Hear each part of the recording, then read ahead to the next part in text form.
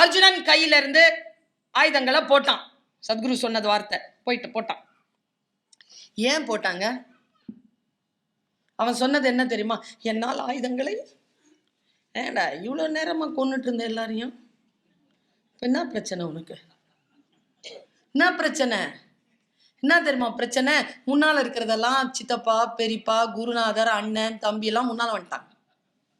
இப்ப எல்லாரையும் கொல்லணும்னா என்னால முடியாது.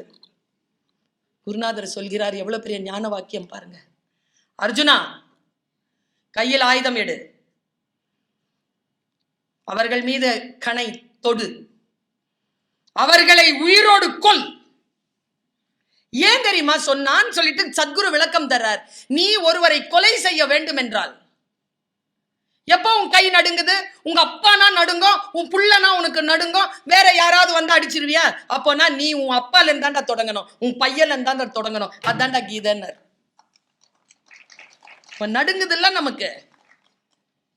ஒரு வார்த்தையை கேட்கின்ற பொழுது மனம் நடுங்குகிறது. அப்ப எனக்கு வந்தா ரத்தம், உனக்கு வந்தா தக்காளி சட்னியாங்கிற வார்த்தை எனக்கு புரியுது. நீ யாருடைய தகப்பன் தானே, உன்னை கொல்வதில் எனக்கு ஒன்றும் மனதிலே தடை இல்லை. என் தகப்பனை கொல்ல வேண்டும் என்றால் எனக்கு மனத்தடை.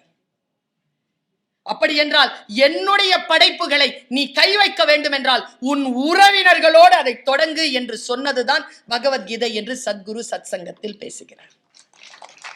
வன்முறையற்ற உலகம் வர வேண்டும் என்றால் நீங்கள் முழுமையான அன்பானவர்களாக மாற வேண்டும் என்பது சத்குருவின் நோக்கம்.